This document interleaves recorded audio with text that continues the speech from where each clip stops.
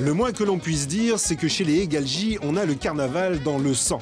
Et le petit Henri est tombé dedans très tôt, à l'image de son père, célèbre saxophoniste, qui avec son orchestre a fait les grandes heures de chez Nana et d'Évidé dans les années 50.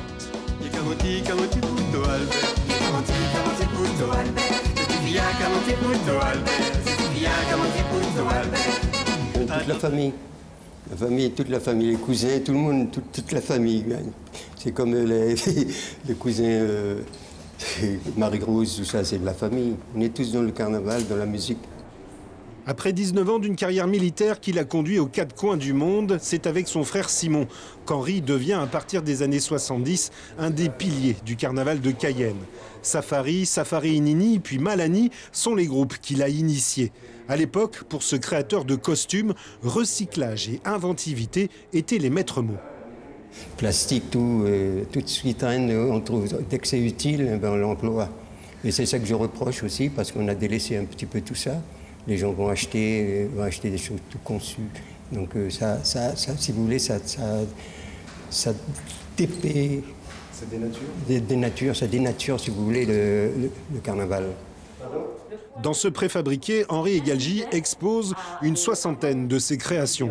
Accessoires, costumes, une richesse qui a impressionné ses étudiants du DU Art et Histoire des Carnavals. Déjà, je suis agréablement surprise et je trouve formidable tout l'investissement qui est mis en place pour réaliser ces œuvres avec des matériaux qui sont accessibles à tous et qui transmettent pour moi les valeurs du carnaval. La réputation des groupes de Henri, c'était la créativité, mais aussi la discipline.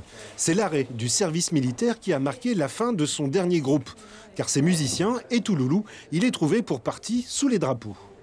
Mon carnaval était tellement bien conçu avec les jeunes de l'armée et les gradés. Il y avait de la discipline, tout était... Et puis on apprenait beaucoup de choses, parce que quand je faisais les costumes, ils essayaient de s'imprégner, ils s'étaient intéressés du pays. Dire qu'Henri Egalji est un monument du carnaval n'est pas exagéré, tant son œuvre est riche, originale et marquée par le souci de valoriser le patrimoine et la culture guyanaise, avec comme levier la transmission.